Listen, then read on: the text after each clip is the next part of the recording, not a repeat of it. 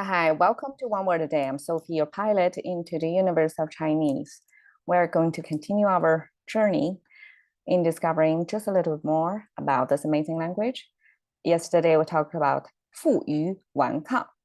负隅顽抗 talks about resisting, defending a location that's kind of important, but not a big landmass. It's only a corner of only small area for you to defend on, and you have to sacrifice, willing to die even at that cost to defend the small corner. And today we continue with the concept of wan. Yesterday we talked about how wan means die hard, and if we generalize it from the military, defending setting, that this could mean you're defending your ideas. You refuse to change. So that becomes stubborn, and stubborn come up with left and right structure, both means head.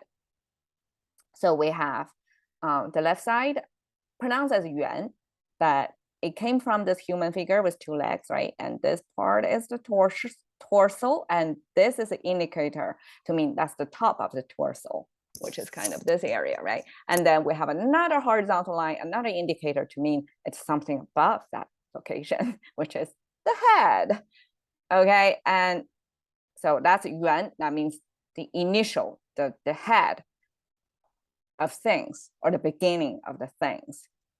And the right portion, we have, again, this human figure, just kind of like a sitting, a little bit different gesture, but two legs. But this is kind of a zoom up view of the nose.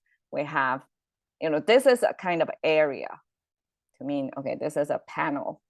And then we have the nose bridge, and we have two horizontal lines to mean actually it's two vertically stacked lines. Actually, it is the horizontally placed two nostrils. So together, this is a close-up view of the nose structure. And nose is the center of the face. So nose in ancient times was used to represent the whole head.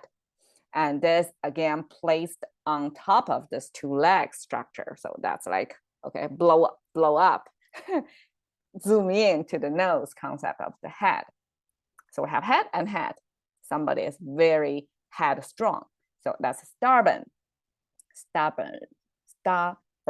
Sorry, I don't use that word often. Okay, cool. We have, again, this enclosed space, kind of rectangular enclosed space. And we have the mouse symbol over here. It is another block, but with two up tilted corners of the mouse, kind of a smiley face. And then we have this number 10 on top of it. So number 10 was used to, this is an abstraction of the ancient times of like a roping as a record keeping to say how many things, right? It's a counting, it's a recording.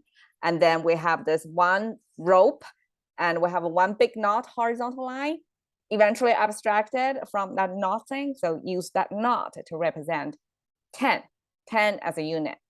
And then we have, okay, 10 mouths. My interpretation is, okay, 10 plus mouth means ancient. So I interpret it as the 10 generations. So we use actually a mouth to represent one person, one life, right? Use just abstract to use one organ of that person, the mouth, to mean a living thing, because mouth is the speaking and eating, like two main functions from here. And it's simple enough, just a block, right? So that to mean a person, head count basically, and there are 10 of them from before, like sequentially. So 10 generations is enough for us to consider its ancient time. And I mean, this is 2022, and if we consider 10 generations, if 25 years, one generation, that's 250 years ago. And that's rounded to before America was established. That's 1772. So 1772, in this concept of 10 generations ago, that's considered already ancient time. So that's how ancient that is, okay? And ancient time framed within this enclosed space, whole thing formed the concept of stable, okay, because this is the enclosure. So it's like environmentally controlled environment, okay? And then we have 10 generations ahead. So that means something is not really changing that much. 10 generations remain the same.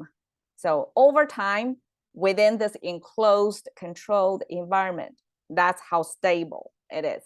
So that's how the language creators came up with this concept of this is something not changing. This is a constant, basically. I mean, 10 generations, eventually things will change, but 10 generations is long enough in a human scale to say this is stable enough, right? Okay, stubborn, stable, and say no to change, basically. Okay, no, again, we came across this negation a lot of times.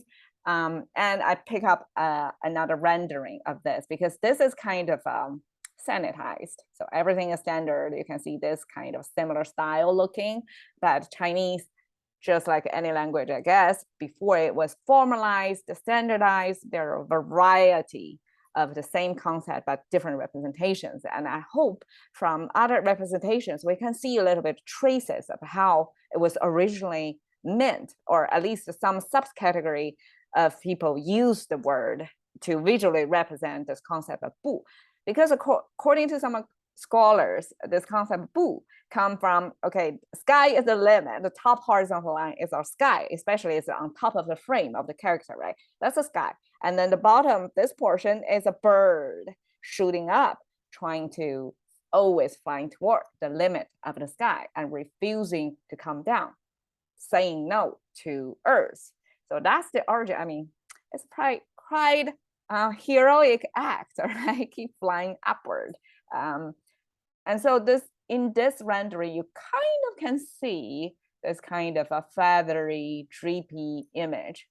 So I guess it kind of affirms the theory of how that word was created to mean. It sounds like a mythology to me.